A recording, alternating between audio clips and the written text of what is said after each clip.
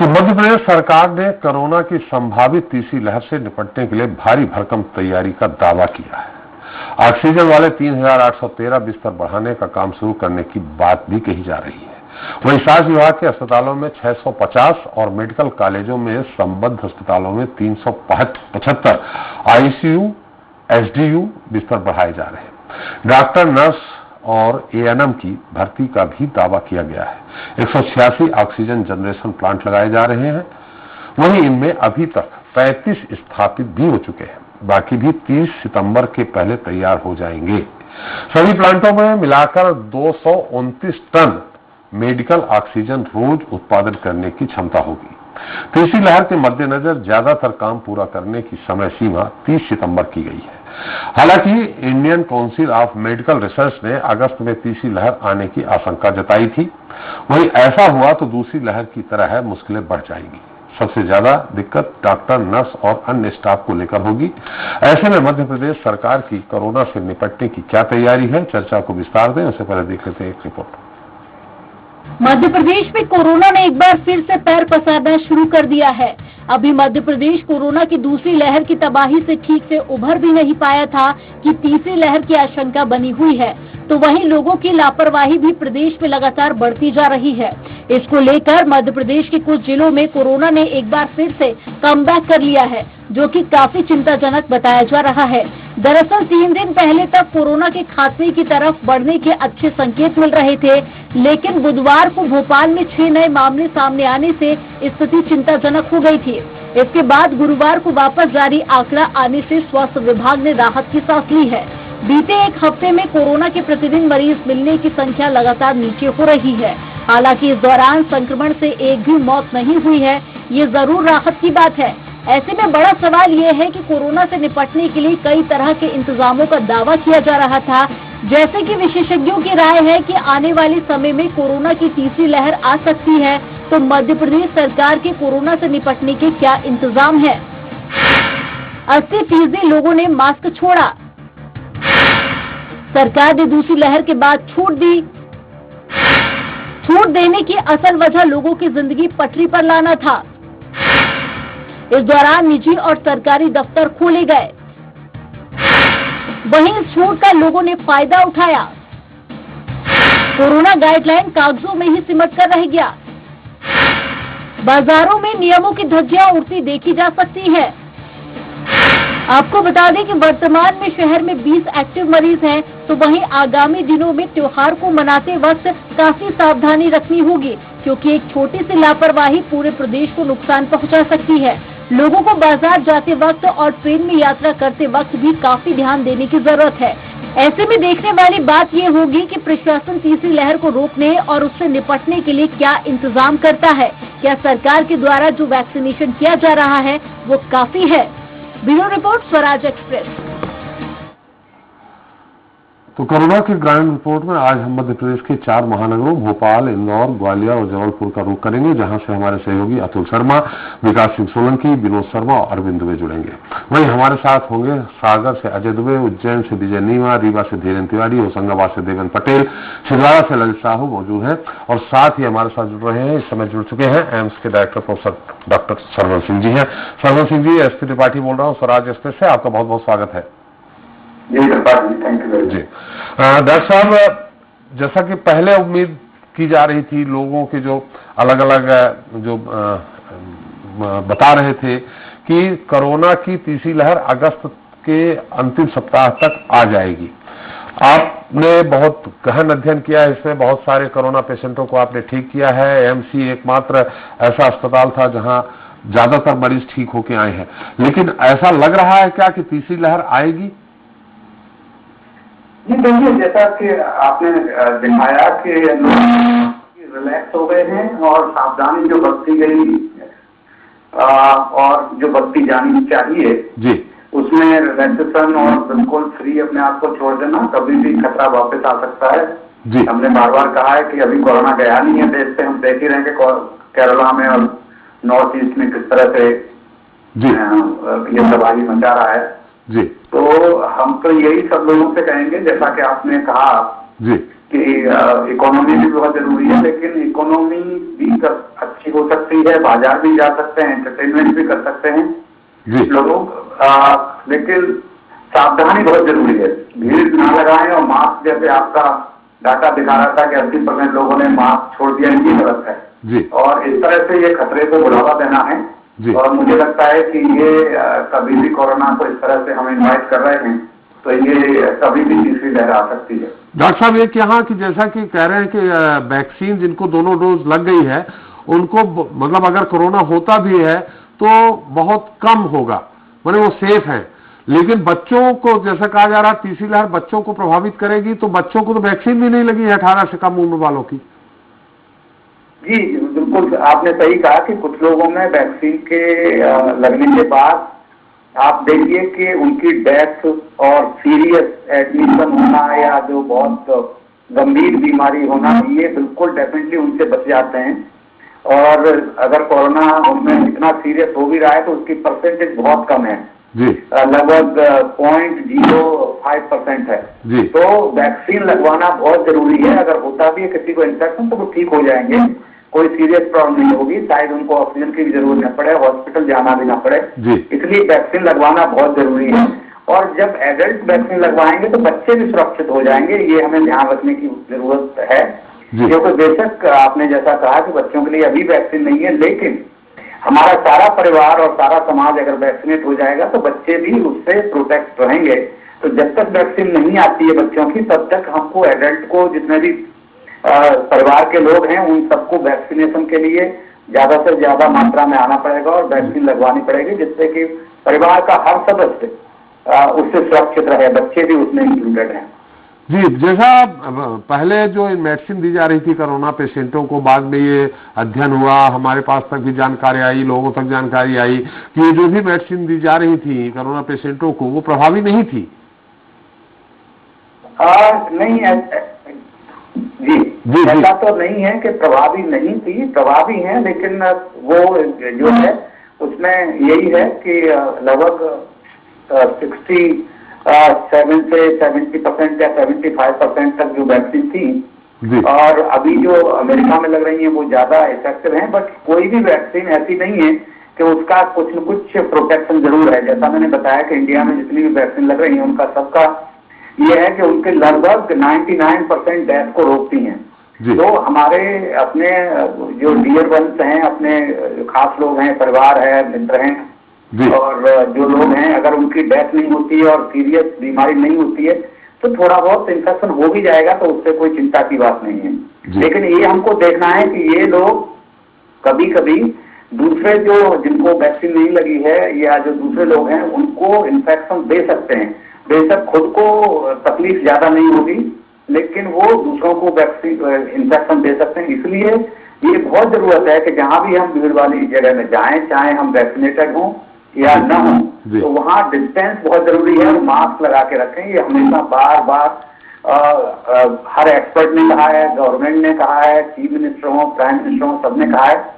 तो मार्केट भी जाएं, एंटरटेनमेंट भी जाएं, लेकिन मास्क लगा के जरूर रखें, बाजार में खाना पीना ना खाएं और डिस्टेंस बना के रखें। जी डॉक्टर साहब, एक अंतिम सवाल ये है कि ऐसा भी सुनने में आया कि कोविशील्ड मिश्रण भी हो सकता है, कोविशील्ड अगर लगी है, कोविशील्ड उपलब्ध नहीं है तो कोवैक्सीन लगा सकते हैं, तो ऐसी कोई जानकारी अध्ययन हुआ है क्या, सफल होगा यह प्रयोग? जी अध्ययन एक्चुअली ये हुआ है, आईसीएमआर ने डाटा दिया है जिसको हम अपनी रिसर्च की भाषा में ऑब्जर्वेशनल स्टडी कहते हैं कि कुछ लोगों को गलती से लग गई और उनमें देखा कि उनमें अच्छा इफेक्ट आया है जी। तो फिर उसको अभी शुरू में ये मानना था कि अगर एक वैक्सीन है दूसरी लग गई तो उससे कुछ नुकसान होगा या इफेक्ट नहीं आएगा जी। तो वो देखने में आया कि जिनको चाहे बेशक गलती से लग गई थी लेकिन उनमें भी अच्छा इफेक्ट आया है और उन्होंने भी प्रोटेक्शन पूरा दिया है। तो अगर लग भी जाती आइडियली तो ये है कि जो वैक्सीन पहले लगी है वही लगे, लेकिन अगर लग जाती है दूसरी या दूसरी है, सेम वैक्सीन नहीं है अवेलेबल, तो दूसरी लगवा सकते हैं। लेकिन मैं कहूँगा ये नंबर 2 पे प्रीफरेंस तो यही रहनी चाहिए कि जो वैक्सीन पहले लगी है उसी को लगवाएं। जी, इसमें स्पुतनिक भी शामिल है? नहीं, स्पुतनिक का अभी कोई डाटा नहीं है, स्पुतनिक का कोई डाटा नहीं है अभी। कोविशील्ड और कोवैक्सीन का है और अमेरिका में डाटा है उसका, फाइजर का एंड मॉडर्ना का। बहुत बहुत धन्यवाद डॉक्टर साहब हमारे साथ जाने, हमारे दर्शकों को जानकारी देने के लिए। तो हम सबसे पहले चलते हैं सागर, जहां हमारे साथ अजय दुबे जी हैं। अजय जी, हम ये जानना चाहेंगे सिर्फ इतनी कि टेस्टिंग कितनी हो रही है। पेशेंट तो मुझे मालूम है कि बहुत कम आ रहे हैं कोरोना पीड़ित, टेस्टिंग कितनी हो रही है? कहीं ऐसा तो नहीं टेस्टिंग बहुत कम हो रही हो जिसके कारण नहीं आ रहे हैं पेशेंट? हमारी टेस्टिंग तो निश्चित रूप से कम हो रही है, और टेस्टिंग वो हो रही है जिनको अगर कहीं बाहर जाना है और उनकी RT-PCR रिपोर्ट की जरूरत है, वो भी लोग टेस्टिंग के लिए पहुंच रहे हैं। बोले कुछ ऐसी जानकारी नहीं कि प्रतिदिन कितनी टेस्टिंग हो रही है? जी, अभी ऐसा कोई डाटा उपलब्ध नहीं है, लेकिन फिर भी जो पहले की तुलना में थी कि बहुत ज्यादा लोग मतलब क्लिनिक पर पहुंच रहे थे, वो लोग नहीं पहुंच रहे हैं। लेकिन अभी भी देखा जाए तो पिछले 2 महीनों में मात्र 63 केस सागर जिले में मिले हुए हैं। हाँ। और जिसमें इस महीने मिले 29 केसों में 3 ही एसिम्प्टोमेटिक थे, और बाकी किसी लोगों को कहीं बाहर जाना था, वो लोग अगर वहां पहुंचे हैं क्लिनिक पे तो उन्हें जो रिपोर्ट कराई उसमें RT-PCR में उनका पॉजिटिव पाया गया है। अच्छा, वैक्सीन की क्या स्थिति है? लोग जा रहे हैं, उपलब्ध है वैक्सीन इजी वे में? जी हाँ, वैक्सीन उपलब्ध है, और अभी तक सागर जिले में 13 लाख लोगों को वैक्सीनेशन हो चुका है। कितना? जिसमें 13 लाख लोग जी, और जिसमें 10 साढ़े 10 लाख के आसपास पहला डोज लग चुका है। हाँ। और 2.5 लाख लोगों को दूसरा डोज लग चुका है। चलिए, बहुत बहुत धन्यवाद। हमारे साथ विजय नीमा जी है उज्जैन से। विजय, उज्जैन की क्या हाल है? टेस्टिंग कितनी हो रही, सबसे पहले ये जानना चाहेंगे। जी सर, मैं आपको बताना चाहूंगा कि टेस्टिंग आज उसके अगर कुल सैंपल की बात करें तो आज दिनांक तक 1141 लोगों की टेस्टिंग हो चुकी है दूसरी लहर के बाद। जी नहीं, प्रतिदिन कितनी हो रही टेस्टिंग? प्रतिदिन का तो कोई अनुमान नहीं लगाया जा सकता। जो आवश्यक जिसको सिम्टम दिख रहे हैं उस हिसाब से हो रही है। पॉजिटिव मरीज की संख्या यहाँ पर 0 है। नहीं, फिर भी कितनी हो रही होगी? 1000, 2000, 3000 लोग टेस्टिंग करा रहे हैं पूरे जिले में? पूरे जिले में लगभग अगर मान के चले तो बहुत कम ही लोग करा रहे हैं। 2-2-2.5 हजार लोग ही मान सकते हैं पूरे जिले के अंदर। अच्छा, वैक्सीन उपलब्ध है क्या? वैक्सीन तो यहाँ पर उपलब्ध है, और वैक्सीन लोगों को लग भी रही है। यहाँ अभी तक मैं आपको बताना चाहूंगा कि 2,74,633 लोगों को पूरे जिले में वैक्सीन लग चुकी है। दोनों डोज? दोनों डोज नहीं, कुछ करीब 1 लाख लोगों को तो पहला डोज लगा, बाकी दूसरा डोज भी आधे से ज्यादा लोगों को लग चुका है। चलिए, बहुत धन्यवाद आपका। रीवा से धीरेन तिवारी हैं। धीरेन, आपसे भी यही जानना चाहेंगे टेस्टिंग का क्या स्थिति है? कोरोना सब बिल्कुल, जैसे आज 6 पेशेंट मिले, तो अगर टेस्टिंग ही नहीं हो रही होगी तो कोरोना पेशेंट कैसे पता चलेगा? कितनी टेस्टिंग हो रही है आपके यहाँ? सर, आपको बताते हैं कि पहले यहाँ पे 1400 से 1500 टेस्टिंग के आंकड़े आ रहे हैं, और जो पॉजिटिव केस है वो बिल्कुल 0 है। लेकिन जो शुरू में मैंने पहले बताया था कि जब जिस समय कोरोना पीक में था उस समय भी जो टेस्टिंग का आंकड़ा था यही था, और वही अटका हुआ है। जबकि इस समय जो जांच केंद्र है वहाँ पे भीड़ नहीं है, वहाँ पे खाली रहता, और उस समय भयंकर भीड़ रहती थी। तो लगा कि टेस्टिंग का ये आंकड़ा कहीं न कहीं जो दिया जा रहा है वो संदेहास्पद है। वैक्सीन उपलब्ध है? वैक्सीन कैसे लगवा रहे हैं लोग? कितने लोगों को वैक्सीन लग चुकी है? अभी तक पूरे जिले में 10,70,000 लोगों को वैक्सीन लग चुकी है, जिसमें 9 लाख लोगों को पहला डोज लगा है, 1,70,000 लोगों को दोनों डोज लग चुके हैं। और अभी तो बीच में वैक्सीन के लिए मारामारी हुई थी, लेकिन अभी वैक्सीन उपलब्ध है, और 25 और 26 तारीख को आने वाली यहाँ पे लगभग 2 दिन में 50,000 लोगों को वैक्सीन करने का लग सका है। कोविशील्ड लग रही, कोवैक्सीन है? अभी यहाँ पे कोविशील्ड उपलब्ध है। कोवैक्सीन पहले लगती थी, लेकिन कोवैक्सीन नहीं है, अभी यहाँ पे कोविशील्ड लगाई जा रही है। चलिए, बहुत बहुत धन्यवाद। हमारे साथ देवेन पटेल है होशंगाबाद से। देवेन, मेरी आवाज आ रही? लगता है देवेन से हमारी संपर्क नहीं हो पा रहा। हम एक बार चलते हैं इंदौर, भोपाल, ग्वालियर, जबलपुर, जहां से हमारे साथ हमारे सहयोगी जुड़े हुए हैं। सबसे पहले इंदौर से विकास, मेरी आवाज आ रही है आपको? चलिए, हमारे साथ भोपाल से हमारे अतुल शर्मा हमारे साथ हैं। अतुल, आपसे जानना चाहेंगे, पूरे प्रदेश की थोड़े अलग अलग जिलों में, अलग अलग संभागों में तो जाएंगे, लेकिन भोपाल में क्या, पूरे राज्य की क्या स्थिति है और भोपाल की क्या स्थिति है? देखिए, सबसे पहले अगर हम पूरे मध्य प्रदेश की बात करें तो टेस्टिंग को लेकर जिस तरीके से लगातार प्रदेश सरकार के दावे हैं कि लगभग 70,000 के लगभग रोजाना टेस्टिंग की जा रही है। हालांकि एक बड़ा आंकड़ा है और इस आंकड़े के अनुसार ये भी कहा जा रहा है कि तीसरी वेव से अगर हमें लड़ना है या तीसरी वेव को आने से रोकना है तो हमें सबसे पहले टेस्टिंग बढ़ानी होगी। ये एक बड़ा आंकड़ा जो है मध्य प्रदेश सरकार के द्वारा दिया जा रहा है। हालांकि देखिए, अगर हम पिछले कुछ दिनों की बात करें, पिछले अगर 5 दिन हम देख रहे हैं तो राजधानी की अगर हम टेस्टिंग की बात करें तो जो लगभग 6,000 के लगभग टेस्टिंग होती थी उसको 6,500 के लगभग टेस्टिंग की गई है। यानी कि ये कह सकते हैं कि टेस्टिंग बढ़ाई गई है। लेकिन जिस तरीके से राजधानी के अंदर हम देख रहे हैं कि बुधवार के ही हमने आंकड़े देखे जो वाकई चौंकाने वाले आंकड़े हम कह सकते हैं, जो 6 लोग पॉजिटिव निकले थे। हालांकि बीते 24 घंटे में फिर एक राहत की खबर आई है जो ये है कि राजधानी के अंदर पिछले 24 घंटे में एक भी पॉजिटिव मरीज नहीं आया, लेकिन जो टेस्टिंग है वो 6,500 के लगभग की गई। भाई अगर पूरे मध्य प्रदेश की बात करें तो मध्य प्रदेश में भी लगभग यही आंकड़े अगर हम देखें तो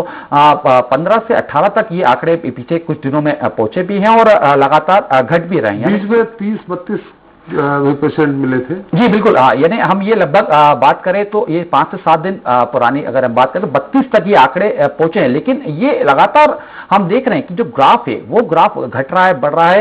यानी कुल मिला के ये स्थिति हम कह सकते हैं कि मध्य प्रदेश के अंदर जिस तरीके से टेस्टिंग और टेस्टिंग के साथ ये लगातार जो आंकड़े आ रहे हैं तो कहीं ना कहीं अभी प्रदेश के अंदर स्थिति ज्यादा चिंताजनक नहीं है। लेकिन सावधानी की बात जो की जा रही है वो सावधानी काफी जरूरी भी है, क्योंकि देखिए वैक्सीन की बात करें तो पूरे मध्य प्रदेश की अगर हम बात कर रहे हैं तो वैक्सीनेशन में लगभग 4 करोड़ के आसपास जो है हम मध्य प्रदेश के अंदर अभी तक वैक्सीन फर्स्ट और सेकेंड डोज दोनों की कर चुके हैं। हालांकि जनसंख्या 7.5 से 8 करोड़ के बीच में है। क्या कह सकते हैं कि बड़ा जो ग्राफ हमें अभी तक पहुंचना था, एक बड़ा आंकड़ा जो पहुंचना था वो आंकड़ा अभी तक हम नहीं पहुंच पाए हैं। बहरहाल लेकिन वही अतुल, लेकिन भोपाल में हालांकि कभी वैक्सीन उपलब्ध रहती है, भीड़ जो वैक्सीन सेंटर है खाली रहते हैं, कभी मारामारी हो जाती है, ये क्या वजह है? देखिए ये सबसे मुख्य वजह यही मानी जा रही है क्योंकि ये मध्य प्रदेश और केंद्र सरकार के बीच का ये तालमेल है। क्योंकि जिस तरीके से जो अलर्ट होना चाहिए वैक्सीनेशन, जिस तरीके से मध्य प्रदेश के अंदर या राजधानी में आना चाहिए उसके हिसाब से ये वैक्सीनेशन नहीं आ रहा था। हालांकि देखिए अगर भोपाल की बात करें तो लगभग जो है सोमवार, बुधवार और गुरुवार, शुक्रवार ये कोविड के वैक्सीनेशन का डे, बाकी दिन नॉर्मल वैक्सीन जो है बच्चों के लिए दी जा रही है। तो ऐसे में अगर हम देखें तो रोजाना की जो हम बात करें तो काफी बड़े रेशो में जरूर कह सकते हैं कि वैक्सीनेशन की स्थिति बन रही है। अतुल थोड़ा सा रुके, हमारे साथ विनोद जुड़ गए हैं ग्वालियर से। विनोद, मेरी आवाज आ रही? विनोद, मेरी आवाज आ रही है आपको? जी जी आ रही है, बिल्कुल आ रही है। विनोद, बस समय बहुत कम है, इसलिए आपसे इतना जानना चाहेंगे, वैक्सीन लग रही है अभी भी? क्या वैक्सीन सेंटरों में वैक्सीन उपलब्ध है और टेस्टिंग कितनी हो रही है? बिल्कुल, जो वैक्सीनेशन सेंटर हैं उनमें बाकायदा वैक्सीन उपलब्ध है। दुर्भाग्य है कि लोग वहां पर पहुंच नहीं रहे हैं। पिछले तकरीबन 15 दिनों से लोगों की जो अपेक्षा थी प्रशासन की, जितने लोग पहुंचेंगे लक्ष्य था, वो लक्ष्य भी पूरा नहीं हो पा रहा है। अभी भी कोविशील्ड की जो है 10,000 डोज है, इसके अलावा कोवैक्सीन की 20,000 डोज है और लगातार जो वैक्सीनेशन सेंटर है वहां पर कर्मचारी बैठ रहे हैं। पहले तो बारिश के चलते, बाढ़ के चलते लोग नहीं पहुंचे थे और अब लोग पता नहीं क्यों नहीं पहुंच रहे हैं। इसके पीछे एक कारण माना जा रहा है कि हो सकता है कि जिस तरह से जो कोविड के जो आंकड़ों में कमी आई है उससे लोग अब उससे लेकर अब लापरवाही हो गए हैं। साथ ही जो पहला डोज लग गया है उन लोगों को अब 80 दिन बाद डोज लगना है, तो सेकंड डोज का वो इंतजार कर रहे हैं। उनके दिन अभी जो होने चाहिए वो पूरे नहीं हुए। यह भी कारण है कि लोग नहीं पहुंच पा रहे हैं, क्योंकि अभी तक 13 लाख लोगों को वैक्सीनेशन हो चुका है, टीके लग चुके हैं, जिसमें से 10 लाख लोग ऐसे हैं जिनको पहला डोज लगा है और तकरीबन 2,80,000 ऐसे लोग हैं जिनको दूसरा डोज लगा है। तो वही अधिकारियों का कहना है कि जो सेकंड डोज के लोग हैं वो नहीं आ पा रहे हैं, क्योंकि सबसे ज्यादा कोविड। थोड़ा संक्षेप में टेस्टिंग कितनी हो रही है? देखिए ग्वालियर में अभी भी जो टेस्टिंग हो रही है वो तकरीबन 3,000 से लेकर 3,200 के बीच में टेस्टिंग हो रही है, जिसमें कल के दिन 2 पॉजिटिव आए थे, उसके 3 दिन पहले 2 पॉजिटिव आए थे। हालांकि अभी जो एक्टिव मरीजों की जो संख्या है वो तकरीबन 5 है, लेकिन कभी न कभी 2-3 दिन में एक आध पॉजिटिव आ जाता है, जिससे मुश्किलें खड़ी हो जाती हैं और ये प्रशासन के लिए भी बड़ी समस्या है कि इतना सब कुछ है, क्योंकि अब रक्षाबंधन आ रहा है, पूरे बाजार खोल दिए गए हैं, लोग बाहर निकल रहे हैं। तो बिल्कुल बिल्कुल विनोद, समय आज कम है, विकास के पास चलते हैं। विकास, टेस्टिंग कितनी हो रही है वहां, और जो पेशेंट है सबको मालूम है, आप बता भी दीजिए पेशेंट कितने हैं एक्टिव? निश्चित रूप से अगर बात की जाए टेस्टिंग को लेकर तो 9 से 10 हजार मरीजों की जो सैंपलों की जांच है रोजाना की जा रही है। और राहत भरी खबर है कि कोरोना काल के दौरान इंदौर शहर में जो गुरुवार को जो सैंपल लिए गए थे उसके अंदर शून्य आंकड़ा रहा है। तो पहली बार इंदौर के अंदर राहत भरी खबर कर सकते हो कि 3, 4 या 7 मरीज रोजाना मिल रहे थे, लेकिन जो गुरुवार देर रात जारी मेडिकल बुलेटिन जारी किया गया था उसके अंदर जो है शून्य आंकड़ा है। तो कहीं ना कहीं राहत भरी खबर कर सकते हैं। वहीं अगर बात की जाए एक्टिव मरीजों की तो 17 एक्टिव मरीज इंदौर के अस्पतालों के अंदर अभी इलाज पा रहे हैं। वहीं अगर बात की जाए वैक्सीनेशन को लेकर तो इंदौर जिले के अंदर वैक्सीनेशन लगातार जारी है, वैक्सीन की कोई कमी नहीं है। 40,000 जो वैक्सीन है वह इंदौर जिले के अंदर पर्याप्त मात्रा में, और 25 से 26 तारीख को आगामी जो वैक्सीनेशन महापर्व मध्य प्रदेश के अंदर मनाया जाएगा उसको लेकर भी इंदौर जिले को और डोज मिलने वाले हैं। कितने लोगों को डोज लग चुकी है विकास? वैक्सीनेशन विकास, कितने लोगों को 1 डोज और कितने लोगों को 2 डोज लग चुकी है इंदौर जिले में? इंदौर जिले की अगर पूरी बात की जाए तो 35 लाख लोगों को जो है वैक्सीनेशन किया जा चुका है, जिसके अंदर 26,56,434 जो लोग हैं उन्हें पहला डोज लग चुका है, जिसमें 95% तक जो फर्स्ट डोज है लोगों को लग चुका है। वहीं दूसरे डोज की अगर बात करते तो 7,44,843 लोगों को सेकेंड डोज लगाया जा चुका है, जिसका प्रतिशत 28% इंदौर जिले की आबादी से है। वहीं अगर बात की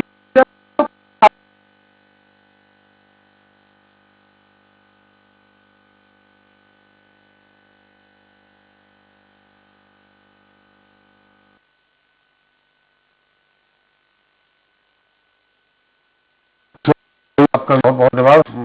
अरविंद जबलपुर से हमारे साथ जुड़ गया। अरविंद, मेरी आवाज आ रही? यार आपकी आवाज सुन पा रहा हूँ सर। जी अरविंद, आपके यहाँ वही, चूंकि हमारा आज का ये कार्यक्रम का उद्देश्य है कि हम ये बता सकें आम जनता को कि किस जगह कितनी वैक्सीन लग चुकी है और टेस्टिंग कितनी हो रही है, क्योंकि हम लोग निश्चिंत हो चुके हैं एक तरह से कि बहुत कोरोना पेशेंट 5, 6, 8, 10, 15 इतने ही निकल रहे हैं। तो टेस्टिंग तो नहीं कहीं कम हो गई है? कितनी टेस्टिंग हो रही है? देखिए लगभग 1200 के आसपास की प्रतिदिन की टेस्टिंग है। हालांकि उसकी रिपोर्ट आने में काफी वक्त लगता है, लेकिन यहाँ पर अभी जो संक्रमित मरीजों की संख्या है उसमें हल्का सा इजाफा हुआ है। पहले जहाँ 1 से 3 मरीज मिल पा रहे थे प्रतिदिन, अब वहीं पर पिछले 24 घंटों में 5 संक्रमित मरीज मिले हैं। कुल अभी 23 संक्रमित मरीज अपना इलाज जबलपुर में करा रहे हैं। 674 अभी तक मौतें हुई हैं। ये विधानसभा में सरकारी आंकड़ा प्रस्तुत किया गया था, उसके आधार पर मैं आपको बता रहा हूँ पूरे मध्य प्रदेश में सबसे ज्यादा कोरोना से दूसरे चरण में कुल मिलाकर जो मौतें हुई थी वो 624 हुई थी। ये आंकड़ा यहाँ पर दिया गया था। यहाँ पर जो सबसे बड़ी बात, दिक्कत, परेशानी आ रही है लोगों को, वो कम वैक्सीन उपलब्ध कराने की है। ग्रामीण क्षेत्रों में बहुत कम मात्रा में वैक्सीन उपलब्ध कराई जा रही है, जिससे दूर दूर से आने वाले लोग परेशान होते हैं। उन्हें वैक्सीन पर्याप्त तौर पर नहीं मिल पाती, 2 से 2.5 घंटे में वैक्सीन खत्म हो जाती है। लंबी लंबी लाइनें लगी रहती हैं और लोग डिमांड करते हैं कि कब वैक्सीन आएगी। इसका कोई किसी बार जवाब होता नहीं है। 25 और 26 अगस्त को स्पेशल ड्राइव चलाया जा रहा है जबलपुर जिले में, तो उसको लेकर जरूर तैयारियां हैं और कहा जा रहा है कि बड़ी मात्रा में वैक्सीन उपलब्ध कराई जाएगी। कहीं अरविंद ऐसा तो नहीं है कि 25 और 26 को महाअभियान चलाया जाएगा, इस कारण वैक्सीन नहीं उपलब्ध है, क्योंकि रिकॉर्ड बनाना होगा फिर से?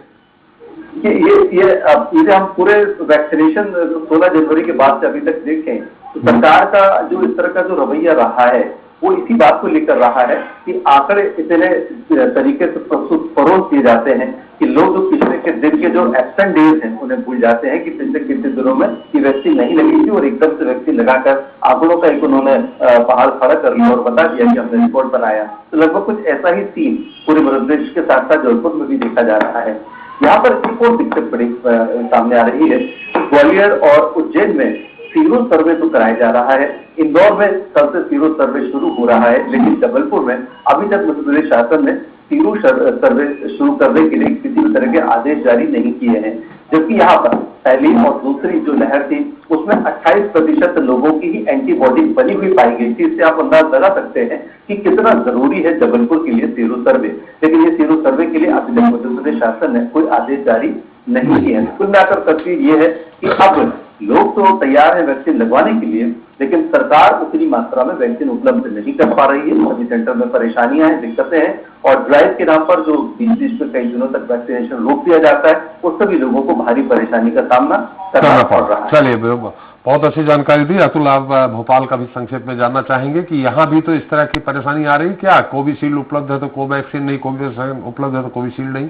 देखिए, बिल्कुल निश्चित तौर पे राजधानी के भी यही हालात बने हुए हैं। हालांकि लगभग 135 केंद्र बनाए गए हैं जहां पे वैक्सीनेशन की बात की जा रही है, जिसमें कई बार हमें ये देखने को मिला है कि जो वैक्सीनेशन यानी कि जो कोविशील्ड की बात की जा रही है, लगभग 85 दिनों के बाद वो वैक्सीनेशन का दूसरा डोज लगता है, तो उसकी तो किल्लत कम हमें देखने को मिल रही है। लेकिन कोवैक्सीन की अगर हम बात करें, क्योंकि चूंकि ये इसके जो एक डोज से दूसरे डोज का समय वो 28 दिन का ही रहता है, तो ऐसे में कोवैक्सीन को लेकर काफी दिक्कत जरूर हमें राजधानी में भी देखने को मिली। हालांकि देखिए, एक चौंकाने वाली बात जरूर मैं अपने दर्शकों को ये जरूर बताना चाहूंगा कि राजधानी में जिस तरीके से अभी तक 21 लाख लोगों को जो है वैक्सीनेट हो चुके हैं एक या दूसरे डोज से, लेकिन 3 लाख एक बड़ी आबादी ऐसी है जो एक भी डोज नहीं लगे और ये केंद्रों तक भी नहीं पहुंच रहे हैं। तो ऐसे में राजधानी में अब जो है इन लोगों को घर से ढूंढा जा रहा है। आंगनबाड़ियों की लगभग 1800 जो कार्यकर्ता उनको इन काम पे लगाया गया है कि जो घर घर जाएंगी और ये तलाश करेंगी कि आखिर वो 3 लाख ऐसे कौन से व्यक्ति हैं जिनको एक भी डोज नहीं लगाया गया है, उनको वैक्सीनेट करने की जो है प्रक्रिया शुरू की जाएगी। क्योंकि थर्ड वेव को लेकर लगातार यही कहा जा रहा है कि जितना ज्यादा वैक्सीनेशन होगा उतने ही हम कम खतरे में जाएंगे। जी ठीक। और टेस्टिंग कितनी हो रही है भोपाल में? देखिए, अगर हम टेस्टिंग की बात करें तो लगभग 6000 टेस्टिंग की रोज होने के दावे जिले में होने के दावे किए जा रहे हैं। लेकिन अमूमन हम जब जो हॉस्पिटल्स में हम जब देख रहे हैं, हम बड़े बड़े हॉस्पिटल्स की अगर हम बात करें, राजधानी की अगर हम जेपी हॉस्पिटल्स की बात करें, हम हमीदिया हॉस्पिटल्स की बात करें, ये बड़े हॉस्पिटल है, यहाँ पे भीड़ इतनी हमें नहीं देखने को मिल रही, जिसको लेके जिला प्रशासन ये दावे कर रहा है कि हमने वैन चलाई हुई है जो अलग अलग क्षेत्रों में पहुंच रही है, अलग अलग दिनों में पहुंच रही है, यहाँ पे रैंडम जो है टेस्टिंग की जा रही है, जिसके बाद ये आंकड़ा लगभग 6000 तक पहुंचाया जा रहा है। जी चलिए, बहुत बहुत धन्यवाद अतुल आपका, विकास आपका, विनोद जी आपका, अरविंद जी आपका, सारी जानकारी देने के लिए एक बार फिर बहुत बहुत धन्यवाद। देश में कोरोना महामारी का आतंक अब भी थमा नहीं है। मध्य प्रदेश में एक बार फिर कोरोना संक्रमित मिलने लगे हैं। हालांकि मध्य प्रदेश में फिलहाल हालत ठीक है, पर कहीं ये तूफान आने से पहले का सन्नाटा तो नहीं है, ये भी हमें समझना होगा।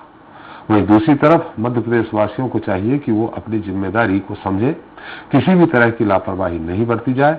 वहीं सरकार को भी इस बात को लेकर सख्ती करनी होगी कि कोरोना की गाइडलाइन का उल्लंघन न होने पाए। वहीं जनता को चाहिए कि वो जब भी घर से बाहर निकले तो मास्क पहने, 2 गज दूरी बनाए रखें, उत्साह में लापरवाही बिल्कुल भी नहीं बरते। ऐसा हुआ तो निश्चित ही कोरोना का मध्य प्रदेश में परास्त होना तय है। इसी के साथ जनता मांगे जवाब देता है। नमस्कार।